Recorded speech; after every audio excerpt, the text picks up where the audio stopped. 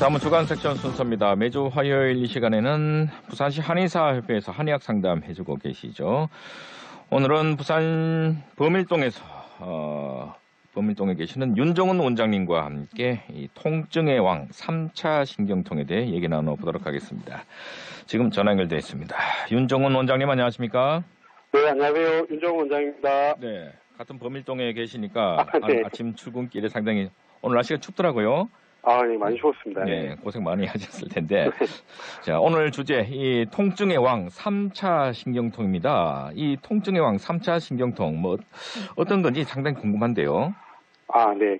출산할 때 통증보다 더 큰 통증이 얼굴에 느껴지는 병이 3차 신경통입니다. 네. 이 병은 통증의 왕, 악마의 고통, 얼굴 전기 고문 등의 무서운 병을 가지고 있습니다. 그래서 오늘은 이 3차 신경통을 어떻게 치료하고 관리하는지에 대해서 알아보겠습니다. 네. 자, 통증의 왕. 제 상식으로는 지금까지 가장 통증이 심한 것은 통풍이라고 알고 있었는데요. 네네. 통증의 왕이라고 하니까 아마 통풍보다 더 고통이 심할 것 같은데, 이 증상이 그렇죠. 어떻길래 더 무섭습니까? 네. 주로 호소하시는 증상은 발작적으로 1, 2초 동안 아니면 길면 1, 2분까지 얼굴에 전기가 찌릿찌릿 통하는 느낌입니다. 네. 얼굴에 번개가 친다고도 표현하시는데요. 이 정도 통증은 이제 일반적인 증상이고, 이게 통증이 심한 극통 길이 구간이 있거든요. 네. 그때 호소하시는 환자분들의 말을 들으면 불에 달군 칼이나 송곳으로 얼굴을 후비는 느낌이 든다. 아니면 전기 드릴로 얼굴을 뚫어버리는 것 같다. 네. 아니면 보이지 않는 칼이 얼굴을 막 난도질하고 있는 것 같다. 이렇게 표현하시거든요. 네. 원장님 말씀만 듣고도 제가 좀 섬찟하다는 그런 그렇죠. 생각이 느낌이 드는데, 자, 그렇다면 이런 극심한 통증 어떨 때 발생을 합니까? 네, 얼굴에서 발생하는 통증인 만큼 우리가 음식을 먹거나 말을 하거나 아니면 양치질을 하거나 세수할 때, 이럴 때 발생을 하거든요. 네.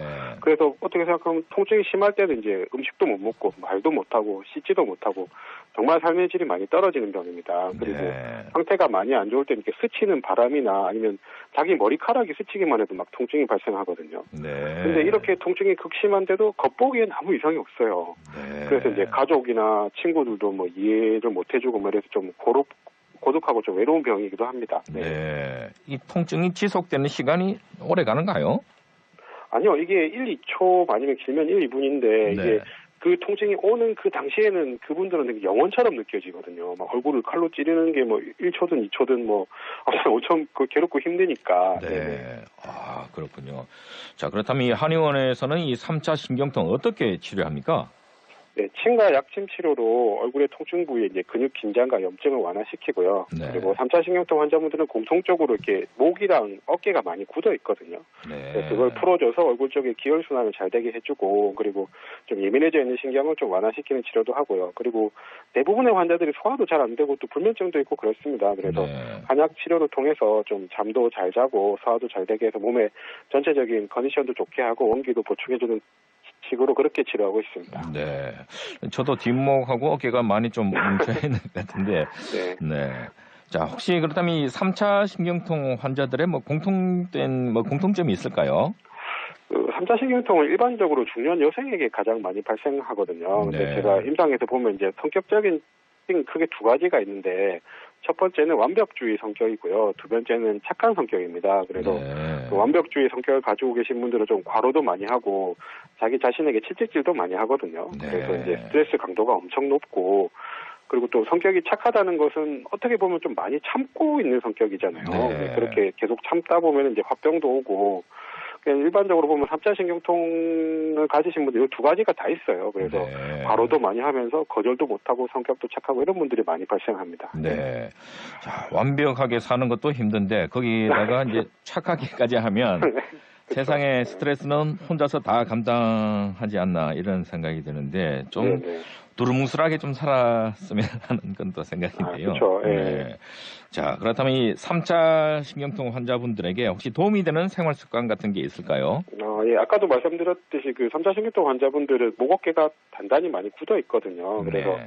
마사지나 스트레칭을 통해서 이런 걸 좀 풀어주는 게 좋고, 그리고 그 예민해진 신경을 좀 완화시키는 방법들이 도움이 되는데, 우리가 화가 났을 때 이렇게 긴장을 풀 때 보면 숨을 이렇게 심호흡을 깊이 쉬고 그다음에 뭐 찬물 같은 거 좀 먹고 이렇게 하면 조금 화가 누그러지잖아요. 네. 그런 것처럼 심호흡도 자주 하고 그다음에 물을 좀 자주 마셔주면 조금 신경이 안정이 되고요. 그리고 네.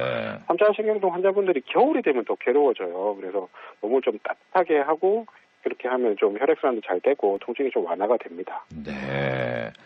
자, 긴장을 푸는 명상 같은 것도 상당히 좀 좋을 것 같은데. 그것도 도움이 되죠. 근데 묘사가 좀 쉽지가 않아서. 네. 알겠습니다. 자, 그리고 또 이 3차 신경통 환자분들이 또 피해야 될 음식이나 생활 습관 같은 것도 있을 것 같은데요. 그렇죠. 예.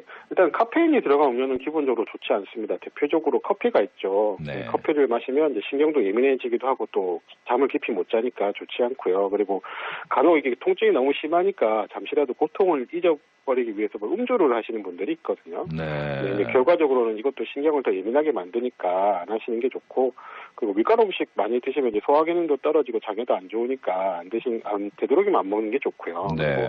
그리고 요즘 들어서 이제 스마트폰을 또 많이 쓰시니까요. 또 스마트폰 많이 쓰면 목어깨 긴장도 많이 되고, 그리고 스마트폰 밤에 하면 또 깊이 못 자잖아요. 네. 그런 것도 있고, 그다음에 이게 되게 예민하신 분들은 스마트폰에 나오는 그 전자파에도 영향받는 분들이 있거든요. 네. 가능하면은 스마트폰도 좀 적게 쓰시는 것이 좋습니다. 네.